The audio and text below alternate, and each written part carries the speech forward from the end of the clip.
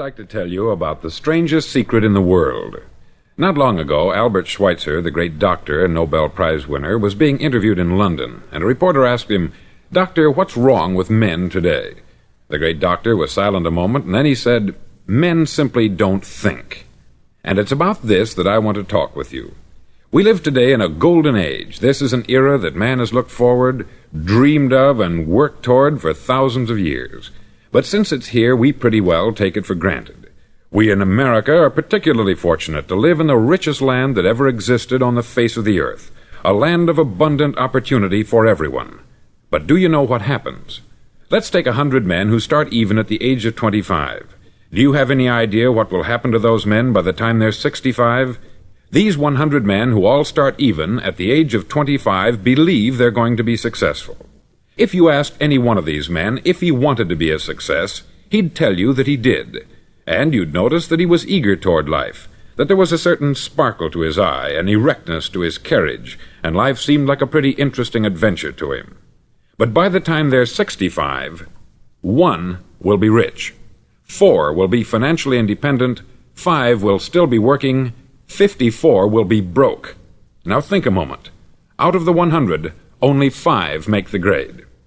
Why do so many fail? What has happened to the sparkle that was there when they were 25? What's become of the dreams, the hopes, the plans? And why is there such a large disparity between what these men intended to do and what they actually accomplished? When we say about 5% achieve success, we have to define success. And here's the definition. Success is the progressive realization of a worthy ideal. If a man is working toward a predetermined goal and knows where he's going, that man is a success. If he's not doing that, he's a failure. Success is the progressive realization of a worthy ideal. Rollo May, the distinguished psychiatrist, wrote a wonderful book called Man's Search for Himself. And in this book he says, "The opposite of courage in our society is not cowardice, it is conformity." And there you have the trouble today. It's conformity. People acting like everyone else, without knowing why, without knowing where they're going. Now think of it. In America right now, there are over 14 million people 65 years of age and over, and about 13 million of these 14 million are broke. They're dependent on someone else for life's necessities. Now, we learn to read by the time we're 7. We learn to make a living by the time we're 25. Usually, by that time, we're not only making a living, we're supporting a family. And yet, by the time we're 65, we haven't learned how to become financially independent in the richest land that has ever been known. Why? We conform. And the trouble is that we're acting like the wrong percentage group, the 95% who don't succeed. Now, why do these people conform? Well, they don't know, really. These people believe that their lives are shaped by circumstances, by things that happen to them, by exterior forces. They're outer-directed people. A survey was made one time that covered a lot of men, working men, and these men were asked this question: why do you work? Why do you get up in the morning? 19 out of 20 had no idea. If you ask them, they'll say, everyone goes to work in the morning. And that's the reason they do it, because everyone else is doing it. Now let's get back to our definition of success. Who succeeds? The only man who succeeds is the man who is progressively realizing a worthy ideal. He's the man who says, I'm going to become this, and then begins to work toward that goal. I'll tell you who the successful people are. A success is the school teacher who's teaching school because that's what she wanted to do. The success is the woman who's a wife and mother because she wanted to become a wife and mother and is doing a good job of it. The success is the man who runs the corner gas station because that's what he wanted to do. The success is the successful salesman who wants to become a top-notch salesman and grow and build with his organization. A success is anyone who is doing deliberately a predetermined job because that's what he decided to do deliberately. But only 1 out of 20 does that. That's why today there isn't really any competition, unless we make it for ourselves. Instead of competing, all we have to do is create. Now, for 20 years, I looked for the key which would determine what would happen to a human being. Was there a key, I wanted to know, which would make the future a promise that we could foretell to a large extent? Was there a key that would guarantee a person's becoming successful if he only knew about it and knew how to use it? Well, there is such a key, and I've found it. Have you ever wondered why so many men work so hard and honestly without ever achieving anything in particular, and others don't seem to work hard and yet seem to get everything? They have the magic touch. You've heard them say that about someone. Everything he touches turns to gold. And have you ever noticed that a man who becomes successful tends to continue to become successful, and on the other hand, have you noticed how a man who is a failure tends to continue to fail? It's because of goals. Some of us have them, some don't. People with goals succeed because they know where they're going. Now think of a ship leaving a harbor, and think of it with the complete voyage mapped out and planned. The captain and crew know exactly where it's going and how long it will take. It has a definite goal. 9,999 times out of 10,000 it will get to where it started out to get.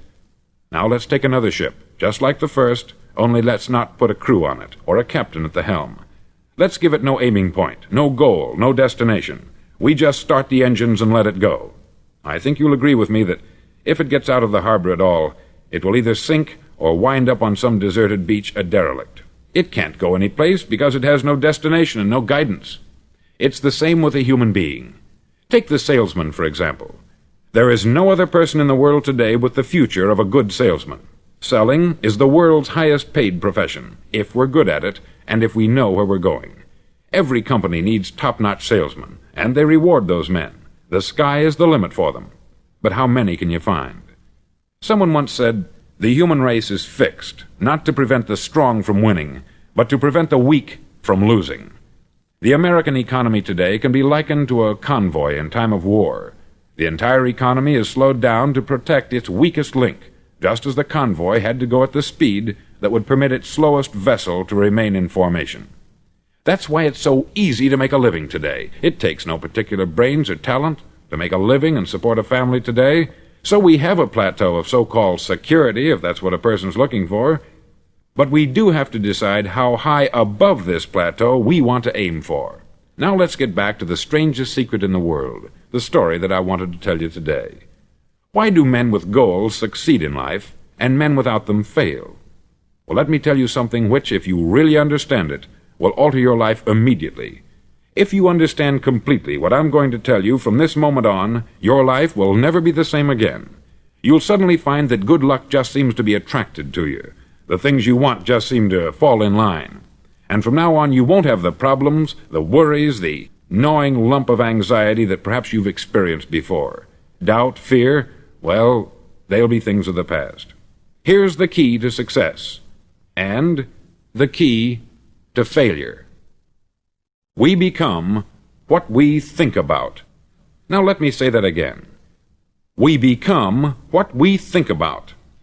Throughout all history, the great wise men and teachers, philosophers and prophets have disagreed with one another on many different things. It is only on this one point that they are in complete and unanimous agreement. Listen to what Marcus Aurelius, the great Roman emperor, said. He said, "A man's life is what his thoughts make of it." Disraeli said this, "Everything comes if a man will only wait. I have brought myself by long meditation to the conviction that a human being with a settled purpose must accomplish it, and that nothing can resist a will that will stake even existence for its fulfillment." Ralph Waldo Emerson said this, "A man is what he thinks about all day long." William James said, "The greatest discovery of my generation is that human beings can alter their lives by altering their attitudes of mind." And he also said, "We need only in cold blood act as if the thing in question were real, and it will become infallibly real by growing into such a connection with our life that it will become real. It will become so knit with habit and emotion that our interest in it will be those which characterize belief." He also said this, "If you only care enough for a result, you will almost certainly attain it. If you wish to be rich, you will be rich. If you wish to be learned, you will be learned. If you wish to be good, you will be good. Only you must then really wish these things, and wish them exclusively, and not wish at the same time 100 other incompatible things just as strongly." In the Bible you read, in Mark 9:23, "If thou canst believe, all things are possible to him that believeth." Dr. Norman Vincent Peale said this, "This is one of the greatest laws in the universe. Fervently do I wish I had discovered it as a very young man. It dawned upon me much later in life, and I've found it to be one of the greatest, if not my greatest discovery, outside of my relationship to God. And the great law, briefly and simply stated, is that if you think in negative terms, you'll get negative results. If you think in positive terms, you will achieve positive results. That is the simple fact which is at the basis of an astonishing law of prosperity and success. In 3 words, believe and succeed. William Shakespeare put it this way: "Our doubts are traitors, and make us lose the good we oft might win, by fearing to attempt." George Bernard Shaw said, "People are always blaming their circumstances for what they are. I don't believe in circumstances.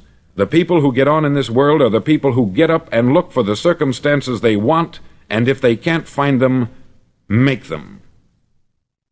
Well, it's pretty apparent, isn't it? And every person who discovered this for a while believed that he was the first one to work it out. We become what we think about. Now, it stands to reason that a person who's thinking about a concrete and worthwhile goal is going to reach it, because that's what he's thinking about. And we become what we think about. Conversely, the man who has no goal, who doesn't know where he's going, and whose thoughts must therefore be thoughts of confusion and anxiety and fear and worry, becomes what he thinks about. His life becomes one of frustration, fear, anxiety, and worry. And if he thinks about nothing, he becomes nothing. Now, how does it work? Why do we become what we think about? Well, I'll tell you how it works as far as we know. Now, to do this, I want to tell you about a situation that parallels the human mind. Suppose a farmer has some land, and it's good, fertile land. Now, the land gives the farmer a choice. He may plant in that land whatever he chooses. The land doesn't care. It's up to the farmer to make the decision. Now, remember, we're comparing the human mind with the land, because the mind, like the land, doesn't care what you plant in it. It will return what you plant, but it doesn't care what you plant. Now, let's say that the farmer has 2 seeds in his hand. One is a seed of corn, the other is nightshade, a deadly poison. He digs 2 little holes in the earth, and he plants both seeds, one corn, the other nightshade. He covers up the holes, waters, and takes care of the land, and what will happen? Invariably, the land will return what is planted. As it's written in the Bible, "As ye sow, so shall ye reap." Remember, the land doesn't care. It will return poison in just as wonderful abundance as it will corn. So up come the 2 plants, one corn, one poison. Now, the human mind is far more fertile, far more incredible and mysterious than the land, but it works the same way. It doesn't care what we plant. Success, failure. A concrete, worthwhile goal, or confusion, misunderstanding, fear, anxiety, and so on. But what we plant, it will return to us. You see, the human mind is the last great unexplored continent on the earth. It contains riches beyond our wildest dreams. It will return anything we want to plant. Now, you might say, well, if that's true, why don't people use their minds more? Well, I think they've figured out an answer to that, too. Our mind comes as standard equipment at birth. It's free, and things that are given to us for nothing we place little value on. Things that we pay money for, we value. The paradox is that exactly the reverse is true. Everything that's really worthwhile in life came to us free. Our mind, our soul, our body, our hopes, our dreams, our ambitions, our intelligence, our love of family and children and friends. All these priceless possessions are free, but the things that cost us money are actually very cheap and can be replaced at any time. A good man can be completely wiped out and make another fortune. He can do that several times. Even if our home burns down, we can rebuild it, but the things we got for nothing, we can never replace. The human mind isn't used merely because we take it for granted. Familiarity breeds contempt. It can do any kind of job we assign to it, but generally speaking, we use it for little jobs instead of big important ones. Universities have proved that most of us are operating on about 10% of our abilities.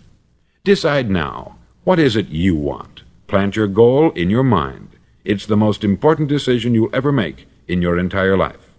Do you want to be an outstanding salesman, a better worker at your particular job? Do you want to go places in your company, in your community? All you've got to do is plant that seed in your mind. Care for it. Work steadily toward your goal, and it will become a reality. It not only will, there's no way that it cannot. You see, that is a law, like the laws of Sir Isaac Newton, the laws of gravity.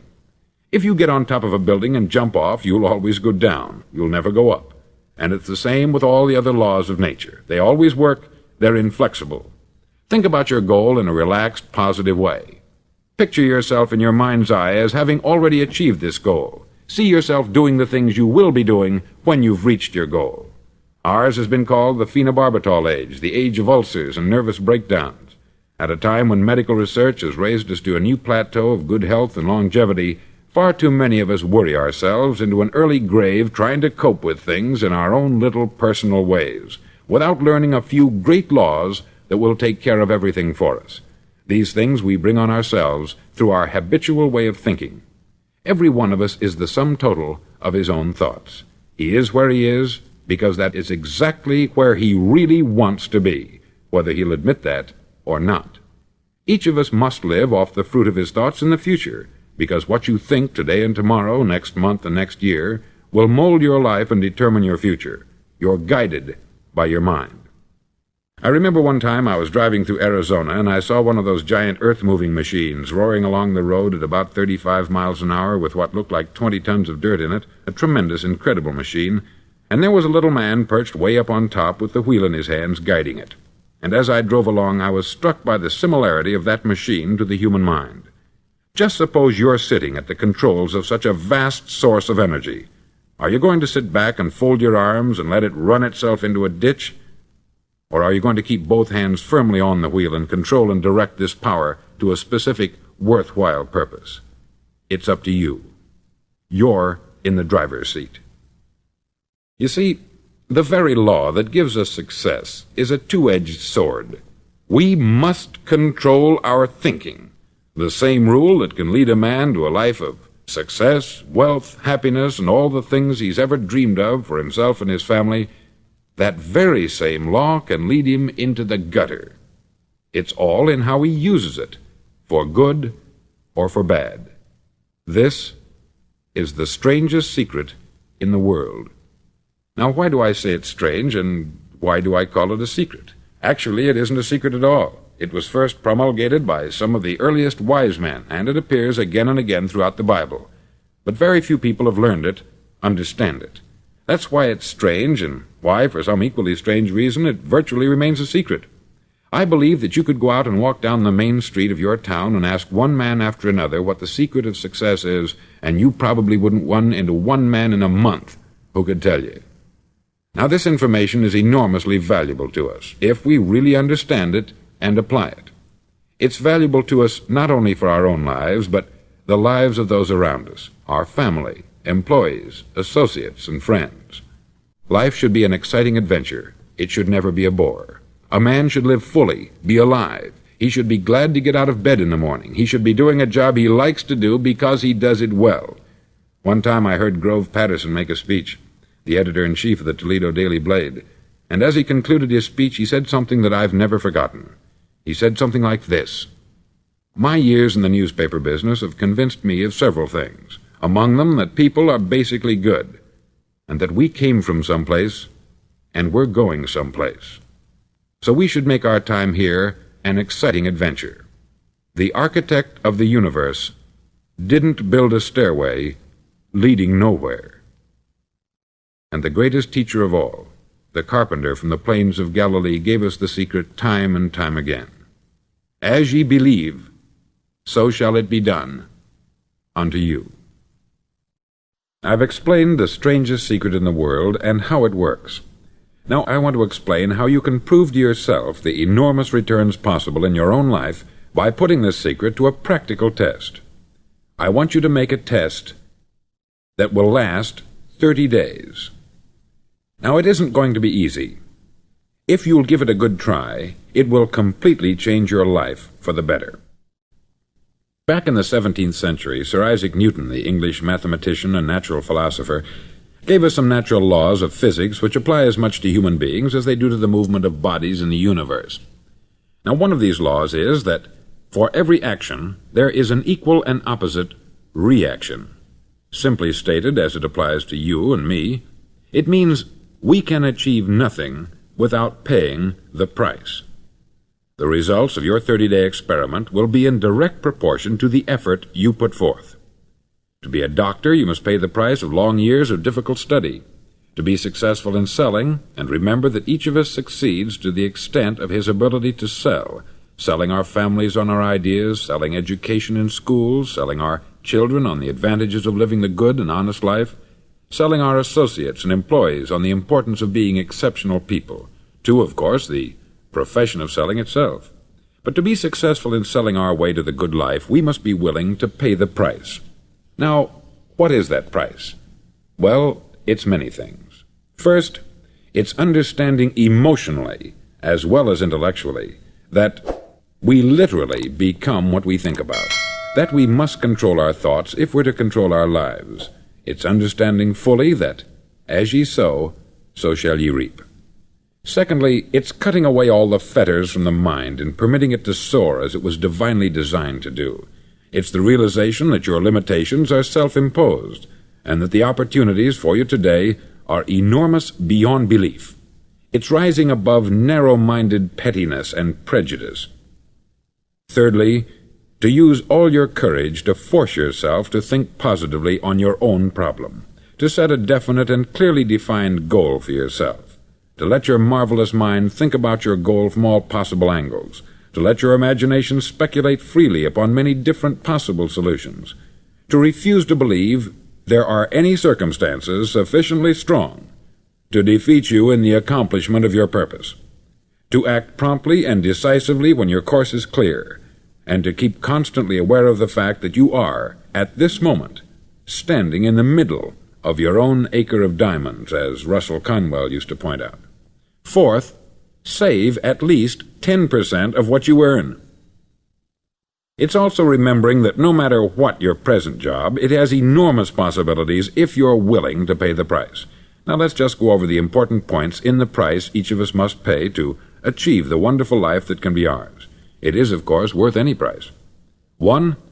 You will become what you think about. 2. Remember the word imagination. Let your mind soar. 3. Courage. Concentrate on your goal every day. 4. Save 10% of what you earn. And action. Ideas are worthless unless we act on them. Now I'll try to outline the 30-day test I want you to make. Now keep in mind that you have nothing to lose by making this test, and everything you could possibly want to gain. There are two things that may be said of everyone. Each of us wants something, and each of us is afraid of something. I want you to write on a card what it is you want more than anything else. It may be more money. Perhaps you'd like to double your income or make a specific amount of money. It may be a beautiful home. It may be success at your job. It may be a particular position in life. It could be a more harmonious family. Each of us wants something. Write down on your card specifically what it is that you want. Make sure it's a single goal and clearly defined. You needn't show it to anyone, but carry it with you so that you can look at it several times a day. Think about it in a cheerful, relaxed, positive way each morning when you get up, and immediately you have something to work for, something to get out of bed for, something to live for. Look at it every chance you get during the day and just before going to bed at night. As you look at it, remember that you must become what you think about, and since you're thinking about your goal, you realize that soon it will be yours. In fact, it's yours really the moment you write it down and begin to think about it. Look at the abundance all around you as you go about your daily business. You have as much right to this abundance as any other living creature. It's yours for the asking. Now we come to the difficult part. Difficult because it means the formation of what is probably a brand new habit, and new habits are not easily formed. Once formed, however, it'll follow you for the rest of your life. Stop thinking about what it is you fear. Each time a fearful or negative thought comes into your consciousness, replace it with a mental picture of your positive and worthwhile goal. There will come times when you will feel like giving up. It's easier for a human being to think negatively than positively. That's why only 5% is successful. You must begin now to place yourself in that group. For 30 days you must take control of your mind. It will think only about what you permit it to think. Each day for this 30-day test, do more than you have to do. In addition to maintaining a cheerful, positive outlook, give of yourself more than you've ever done before. Do this knowing that your returns in life must be in direct proportion to what you give. The moment you decide on a goal to work toward, you're immediately a successful person. You're then in that rare and successful category of people who know where they're going.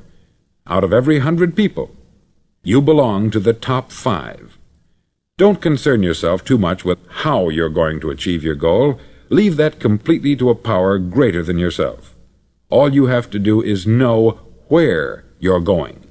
The answers will come to you of their own accord. Remember these words from the Sermon on the Mount, and remember them well. Keep them constantly before you this month of your test. Ask, and it shall be given you. Seek, and ye shall find. Knock, and it shall be opened unto you. For every one that asketh receiveth, and he that seeketh findeth, and to him that knocketh it shall be opened. It's as marvelous and as simple as that. In fact, it's so simple that in our seemingly complicated world it's difficult for an adult to understand that all he needs is a purpose and faith. For 30 days, do your best. If you're a salesman, go at it as you've never done before, not in hectic fashion, but with the calm, cheerful assurance that time well spent will give you the abundance in return you deserve and want. No matter what your job, do it as you've never done it before for 30 days. And if you've kept your goal before you every day, you'll wonder and marvel at this new life you've found. Dorothea Brand, outstanding editor and writer, discovered it for herself and tells about it in her fine book, Wake Up and Live. Her entire philosophy is reduced to the words, act as though it were impossible to fail. She made her own test with sincerity and faith, and her entire life was changed to one of overwhelming success. Now you make your test for 30 full days. Don't start your test until you've made up your mind to stick with it. You see, by being persistent, you're demonstrating faith. Persistence is simply another word for faith. If you didn't have faith, you would never persist. If you should fail during your first 30 days, by that I mean suddenly find yourself overwhelmed by negative thoughts, you've got to start over again from that point and go 30 more days. Gradually your new habit will form until you find yourself one of that wonderful minority to whom virtually nothing is impossible. Don't forget the card. It's vitally important as you begin this new way of living. On one side of the card, write your goal, whatever it may be. On the other side, write the words we've quoted from the Sermon on the Mount. Ask, and it shall be given you. Seek, and ye shall find. Knock, and it shall be opened unto you. In your spare time during your test period, read books that will help you. Inspirational books like the Bible, Dorothea Brand's Wake Up and Live, The Magic of Believing by Claude Bristol, Think and Grow Rich by Napoleon Hill, and other books that instruct and inspire. Nothing great was ever accomplished without inspiration. See that during these crucial first 30 days, your own inspiration is kept at a peak. Above all, don't worry. Worry brings fear, and fear is crippling. The only thing that can cause you to worry during your test is trying to do it all yourself. Know that all you have to do is hold your goal before you. Everything else will take care of itself. Remember also to keep calm and cheerful. Don't let petty things annoy you and get you off course. Now, since making this test is difficult, some may say, well, why should I bother? Well, look at the alternative. No one wants to be a failure. No one really wants to be a mediocre individual. No one wants a life constantly filled with worry, fear, and frustration. Therefore, remember that you must reap that which you sow. If you sow negative thoughts, your life will be filled with negative things. If you sow positive thoughts, your life will be cheerful, successful, and positive. Now, gradually, you will have a tendency to forget what you've heard on this record. Play it often. Keep reminding yourself of what you must do to form this new habit. Gather your whole family about and listen to what's been said here at regular intervals. You know, most men will tell you that they want to make money without understanding the law. The only people who make money work in the mint. The rest of us must earn money. This is what causes those who keep looking for something for nothing or a free ride to fail in life. The only way to earn money is by providing people with services or products which are needed and useful. We exchange our product or service for the other man's money. Therefore, the law is that our financial return will be in direct proportion to our service. Success is not the result of making money. Making money is the result of success, and success is in direct proportion to our service. Most people have this law backwards. They believe that you're successful if you earn a lot of money. The truth is that you can only earn money after you're successful. It's like the story of the man who sat in front of the stove and said to it, "Give me heat, and then I'll add the wood." How many men and women do you know, or do you suppose there are today, who take the same attitude toward life? There are millions. We've got to put the fuel in before we can expect heat. Likewise, we've got to be of service first before we can expect money. Don't concern yourself with the money. Be of service. Build, work, dream, create. Do this, and you'll find there's no limit to the prosperity and abundance that will come to you. Prosperity is founded upon a law of mutual exchange. Any person who contributes to prosperity must prosper in turn himself. Sometimes the return will not come from those you serve, but it must come to you from someplace, for that is the law. For every action, there is an equal and opposite reaction. As you go daily through your 30-day test period, remember that your success will always be measured by the quality and quantity of service you render, and money is a yardstick for measuring this service. No man can get rich himself unless he enriches others.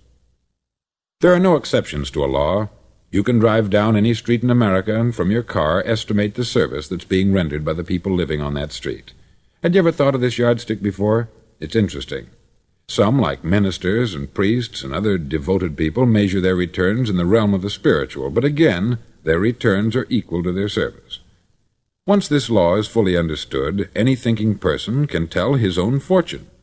If he wants more, he must be of more service to those from whom he receives his return.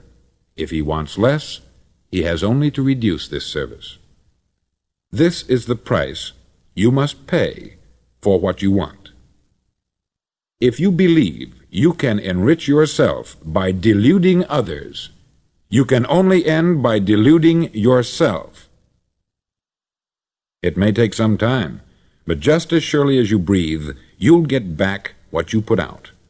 Don't ever make the mistake of thinking you can avert this. It's impossible.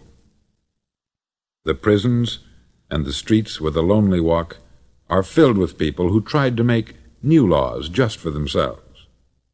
We may avoid the laws of man, but there are greater laws that cannot be broken. An outstanding medical doctor recently pointed out 6 steps that will help you realize success. 1. Set yourself a definite goal. 2. Quit running yourself down. 3. Stop thinking of all the reasons why you cannot be successful, and instead think of all the reasons why you can. 4. Trace your attitudes back through your childhood and try to discover where you first got the idea you couldn't be a success, if that's the way you've been thinking. 5. Change the image you have of yourself by writing out a description of the person you would like to be. And 6. Act the part of the successful person you have decided to become. The doctor who wrote those words is a noted West Coast psychiatrist, David Harold Fink, M.D. Do what all experts since the dawn of recorded history have told you you must do. Pay the price by becoming the person you want to become. It's not nearly as difficult as living unsuccessfully. Make your 30-day test. Then repeat it. Then repeat it again. Each time it will become more a part of you until you'll wonder how you could ever have lived any other way. Live this new way and the floodgates of abundance will open and pour over you more riches than you may have dreamed existed. Money? Yes, lots of it. But what's more important, you'll have peace. You'll be in that wonderful minority who lead calm, cheerful, successful lives. Start today. You have nothing to lose, but you have a life to win.